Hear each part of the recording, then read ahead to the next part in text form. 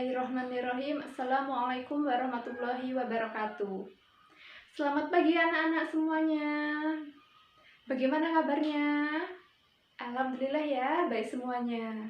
Alhamdulillah, kita masih bisa dipertemukan kembali pada mata pelajaran Pendidikan Agama Islam dan Budi Pekerti. Dengan materinya, bersikap kritis dan demokrasi sesuai Quran Surat Al-Imran ayat 190-191 dan Quran Surat Al-Imran ayat 159. Baik, sebelum kita mulai pembelajaran, alangkah baiknya kita membaca doa terlebih dahulu agar dengan harapan semoga apa yang kita pelajari pada hari ini dapat berjalan dengan lancar dan mendapatkan barokah dari Allah Subhanahu wa taala. Amin. Berdoa mulai.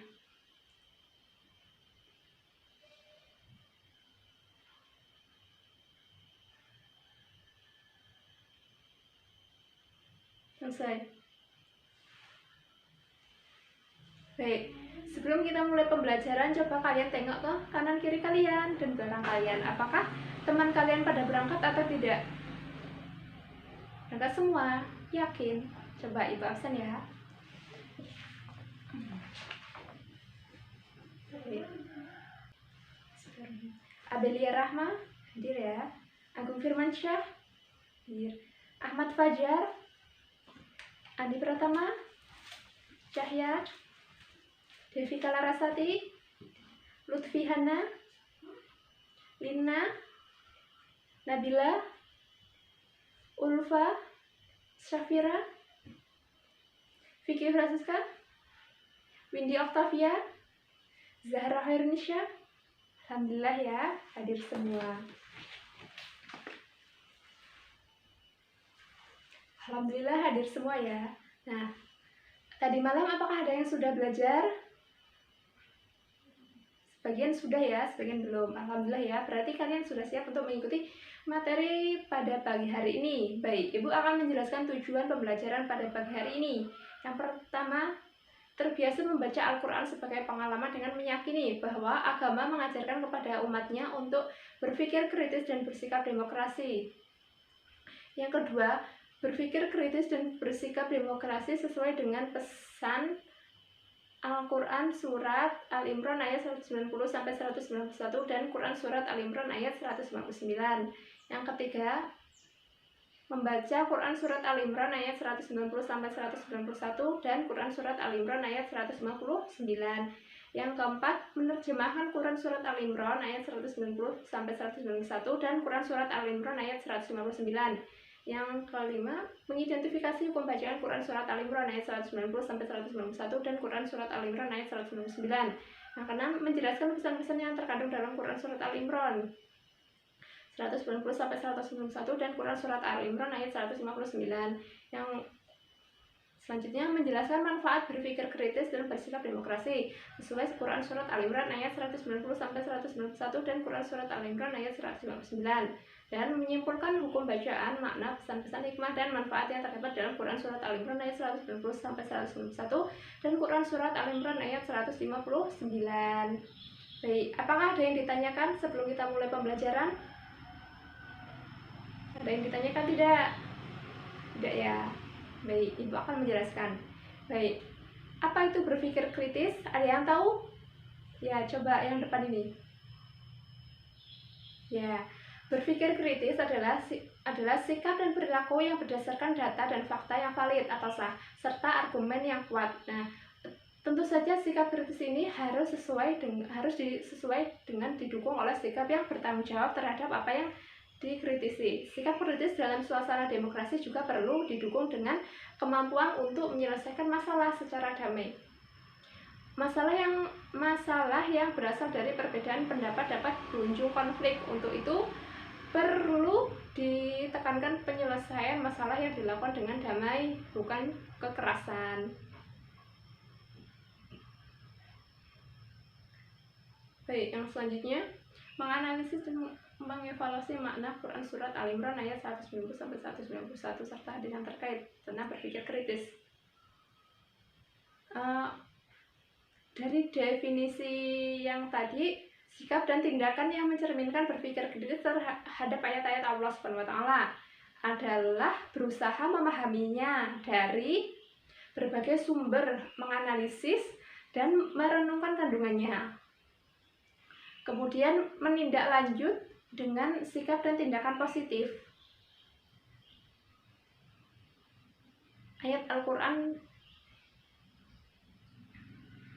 berikut, ayat Al-Quran, Quran Surat Al-Imran ayat 190 sampai 191.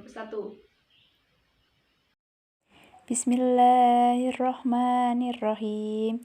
Inna fi khalqis samawati wal ard wa ikhtilafil laili wan nahari laayatin liulil albab allazina yadhkuruna Allaha qiyaman wa qu'udan wa 'ala junubihim wa yatafakkaruna fi khalqis samawati wal ard.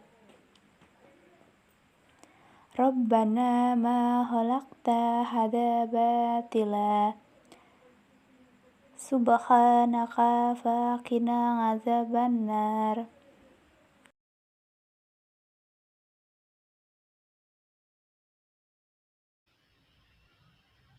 Yang artinya, sesungguhnya dalam penciptaan langit dan bumi dan pergantian malam dan siang terdapat tanda-tanda atau kebesaran Allah Subhanahu wa taala bagi orang-orang yang berakal, yaitu orang-orang yang senantiasa mengingat Allah Subhanahu wa taala dalam keadaan berdiri, duduk, dan terbaring, dan memikirkan penciptaan langit dan bumi. Seraya berkata, ya Tuhan kami, tidaklah Engkau ciptakan semua ini dengan sia-sia, Maha Suci Engkau, dilindungi kami dari sikap api neraka. Berikut hukum bacaan Quran Surat Al-Imran ayat 191 dan 190 sampai 191. Yang pertama, lafadz khalqis samawati. Hukum bacaannya idgham samsiyah. Alasannya karena alif lam diikuti huruf sin. Yang kedua, wal arzi. Hukum bacaannya izhar qamariyah. Alasannya karena alif lam diikuti huruf hamzah. Yang ketiga, fi yamma waquda. Hukum bacaannya idgham bi gunnah. Alasannya tanwin diikuti huruf wawu. Yang keempat, junubihim. Hukum bacaannya matabi'i. Alasannya karena domah diikuti huruf wawu, mati atau sukun. Yang kelima, khalaqta. Hukum bacaannya qalqala syukra. Alasannya karena huruf qaf sukun di tengah kata. Yang keenam, ngazabannar. Hukum bacaannya mat arid lid sukun. Alasannya karena mat tabi'i diikuti huruf hidup, bacaan dibaca waqaf.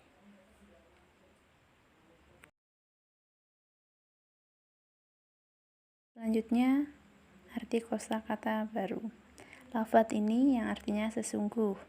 Fi khalqis samawati, dalam penciptaan langit, wal ardi, dan bumi, wa ikhtilafil laili, dan pergantian pertukaran malam, wan nahari, dan siang, la ayati, benar-benar merupakan tanda kebesaran Allah Subhanahu wa taala, wa qu'uda, dalam keadaan atau sambil duduk, wa 'ala junubihim, berbaring, wa yaquruna, memikirkan atau merenungkan, ma khalaqta, tidak Engkau ciptakan, hadhihi, semua ini, batilan, sia-sia, tanpa makna.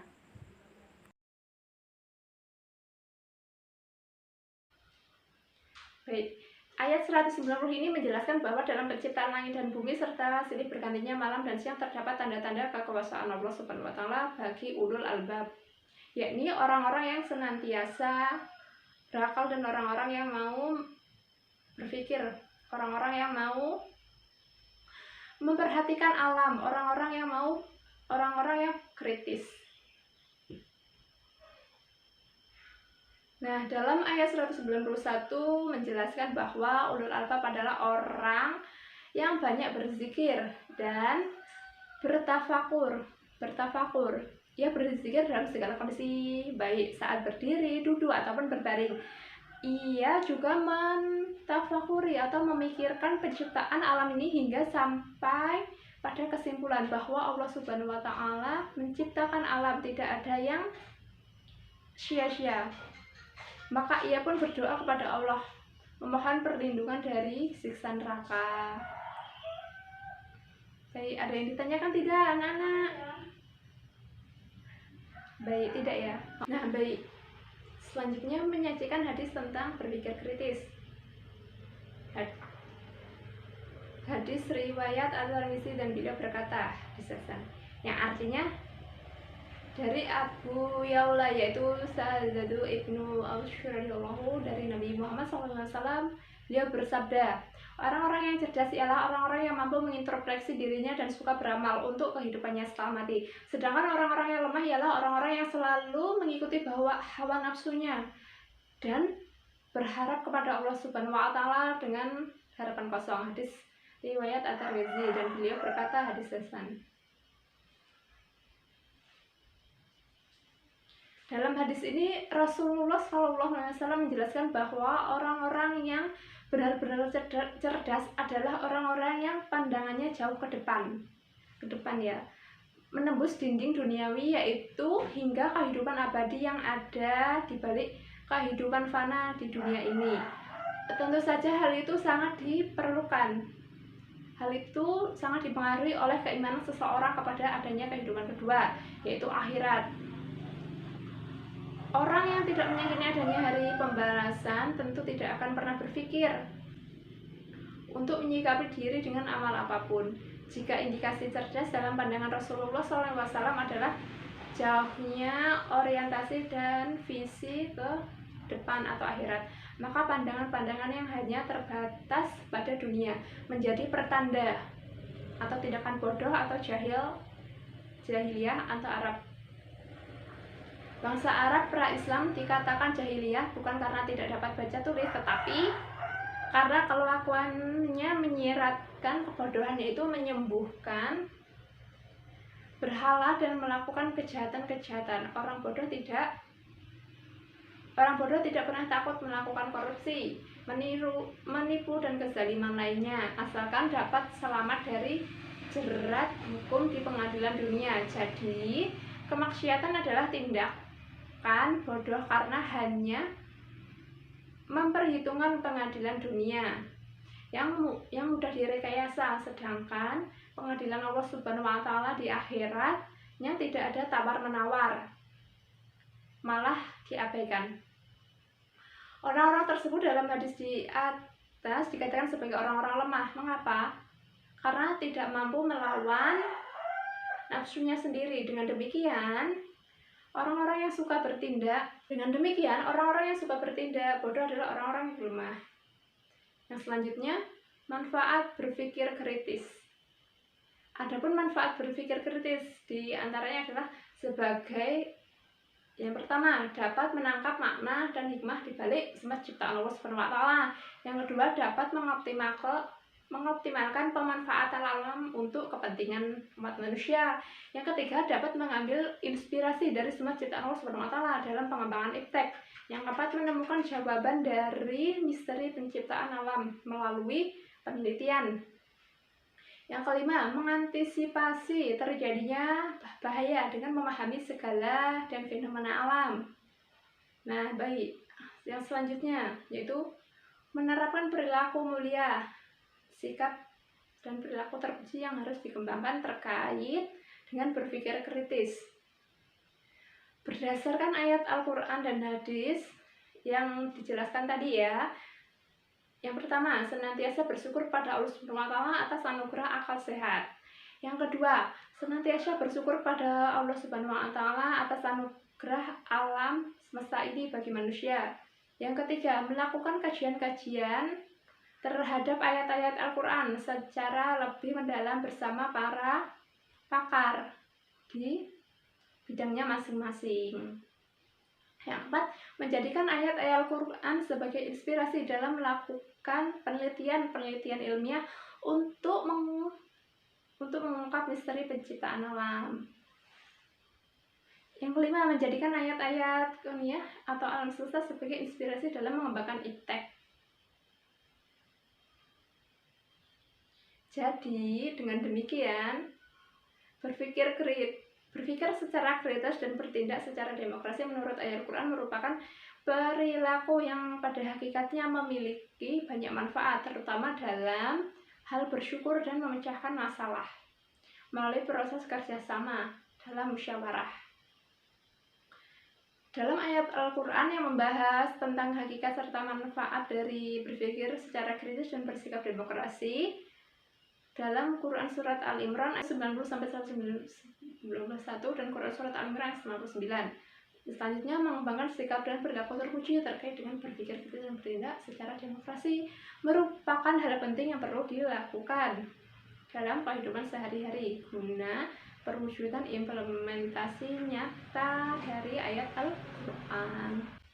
Dengan demikian, berpikir kritis dalam pandangan Rasulullah SAW dalam 2 hadis di atas tadi adalah mengumpulkan bekal amal saleh sebanyak-banyaknya untuk kehidupan pasca kematian atau akhirat, karena dunia tempat menanam dan akhirat tempat memetik atau hasil panennya. Oleh karena itu, jika kita ingin memetik hasil di akhirat, jangan lupa bercocok tanam di dunia dengan benih-benih yang unggul, yaitu amal saleh. Baik, apakah ada yang ditanyakan? Tidak.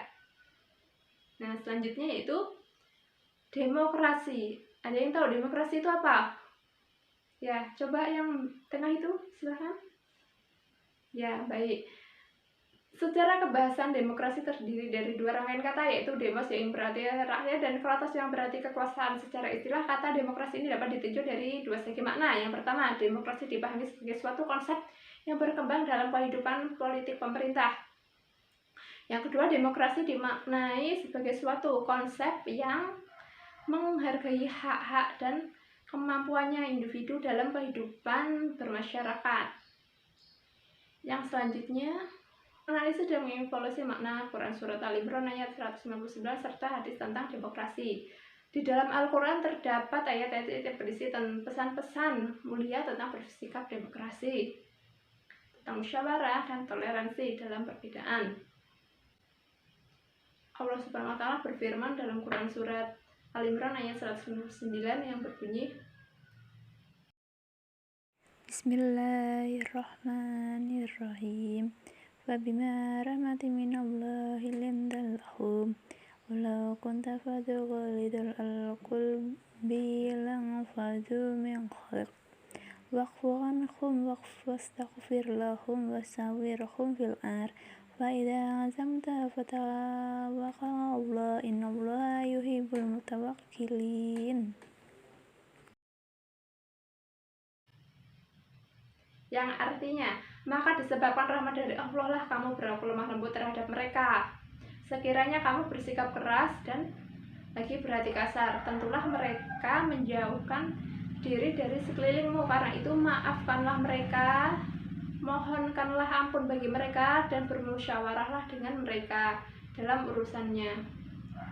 Kemudian, apabila kamu telah membulatkan tekad, maka bertawakallah kepada Allah Subhanahu wa Ta'ala. Sesungguhnya Allah menyukai orang-orang yang bertawakal padanya. Quran Surat Al-Imran ayat 159. Yang selanjutnya, hukum bacaan Quran Surat Al-Imran ayat 159. Kalimat fa bima, hukum bacaannya matobi'i, alasannya fathah diikuti alif. Kalimat rahmata mina, hukum bacanya idgham bihuna, alasannya tanwin diikuti huruf mim. Selanjutnya linta, hukum bacanya ikhfa, alasannya nun sukun diikuti huruf ta. Yang selanjutnya fadha khalidan, hukum bacanya izar, hukum alasannya karena tanwin diikuti huruf khain.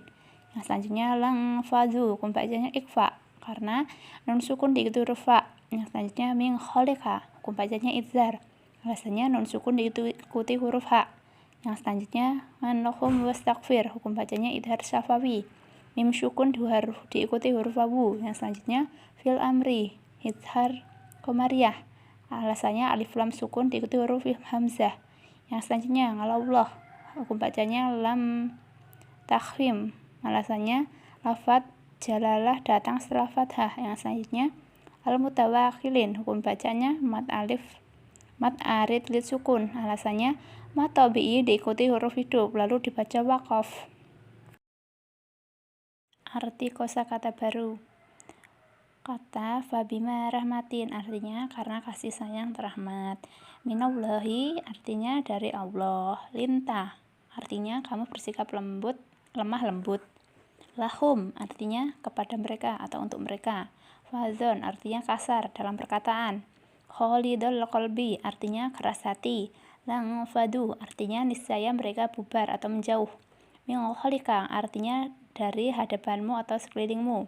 Waqfu anhum artinya maka maafkanlah mereka. Wastaghfir artinya dan mintalah ampun. Wasawirhum artinya dan bermusyawarah dengan mereka. Fil amri artinya dalam segala urusan. Faiza artinya maka apabila.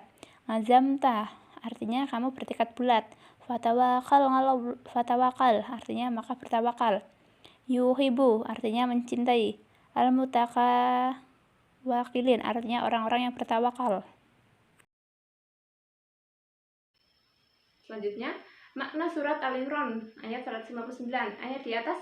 Ayat tersebut menjelaskan bahwa meskipun dalam keadaan genting seperti terjadinya pelanggaran yang dilakukan oleh sebagian kaum muslimin dalam perang Uhud sehingga menyebabkan kaum muslimin menderita kekalahan, tetapi Rasulullah SAW tetap lemah lembut dan tidak marah terhadap para pelanggar, bahkan memaafkan dan memohonkan ampun untuk mereka.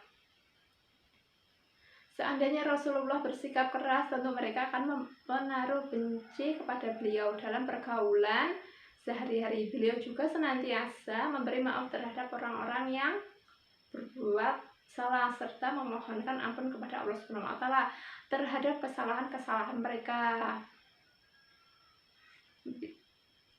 Bisa dipahami?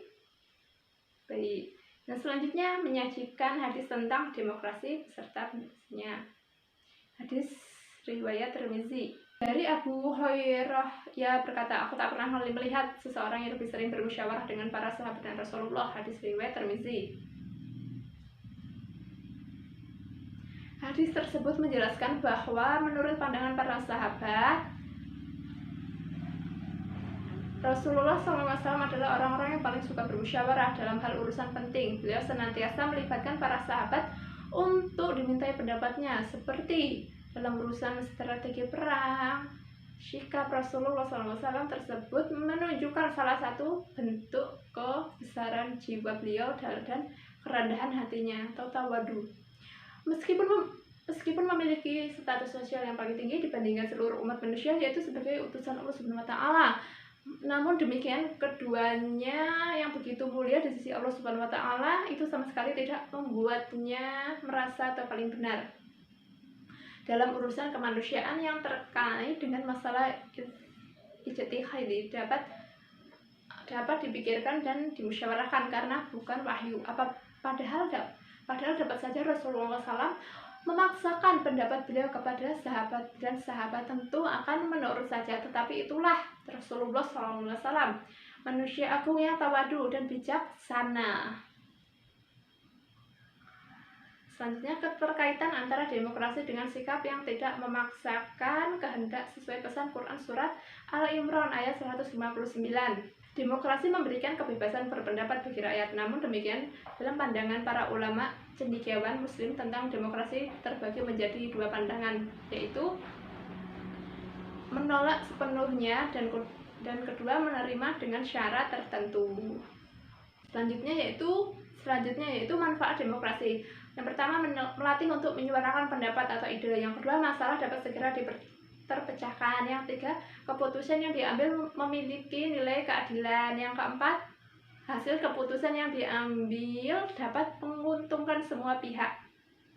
Yang kelima, dapat menyatukan pendapat yang berbeda. Yang keenam, adanya kebersamaan. Yang ketujuh, dapat mengambil kesimpulan yang benar. Yang kedelapan, mencari kebenaran dan menjaga diri dari kekeliruan. Yang kesembilan, menghindari celaan. Yang kesepuluh, menciptakan stabilitas dan emosi. Baik, dari sini ada yang bisa pahami? Yang selanjutnya, menerapkan perilaku mulia, bersikap demokrasi sesuai pesan Quran Surat Al-Imran ayat 109 dengan cara menerapkan perilaku demokrasi. Yang pertama, bersikap lemah lembut jika hendak menyampaikan pendapatnya, atau tidak berkata kasar ataupun bersikap keras kepala. Yang kedua, menghargai pendapat orang lain. Yang ketiga, berlapang dada untuk saling menerima dan saling memaafkan. Yang keempat, memohon ampun untuk saudara-saudara yang bersalah. Yang kelima, menerima keputusan bersama hasil musyawarah dengan ikhlas. Yang keenam, melaksanakan keputusan musyawarah dengan tawakal. Yang ketujuh, senantiasa bermusyawarah tentang hal-hal yang menyangkut kemaslahatan bersama. Yang kedelapan, menolak segala bentuk diskriminasi atas nama apapun. Yang kesembilan, berperan aktif dalam bidang politik sebagai bentuk partisipasi dalam membangun bangsa. Baik, apakah ada yang ditanyakan tidak anak-anak? Tidak ya? Jadi dengan demikian Quran Surat Al-Imran ayat 159 dan hadis riwayat At-Tirmizi menjelaskan bahwa musyawarah termasuk salah satu sifat yang beriman. Hal ini perlu diterapkan dalam kehidupannya sehari-hari secara muslim. Sehari-hari seorang muslim, terutama dalam hal-hal yang penting. Dari sini ada yang ditanyakan tidak? Nah, apakah ada yang sudah hafal ayat 190 dan 191 dan 159? Yang sudah hafal silahkan maju ya.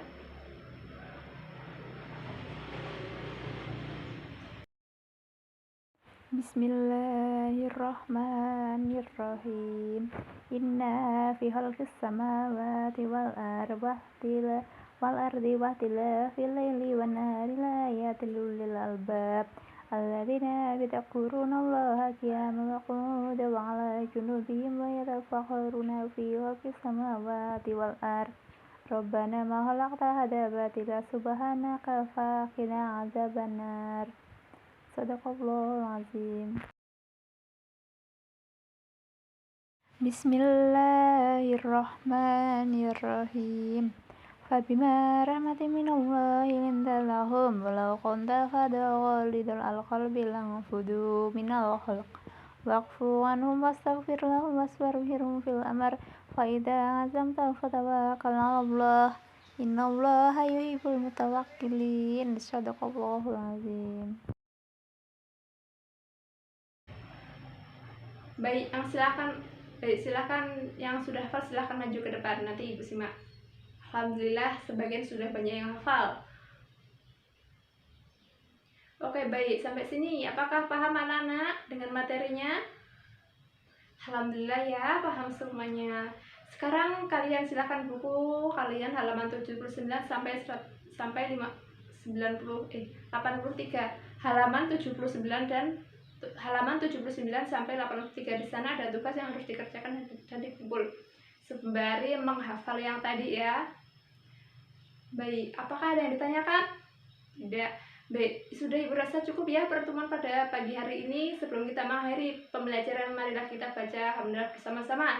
Alhamdulillahirrabbilalamin. Semoga apa yang Ibu sampaikan bermanfaat buat kita semua, dan Ibu mohon ampun. Dan Ibu akhiri, wassalamualaikum warahmatullahi wabarakatuh.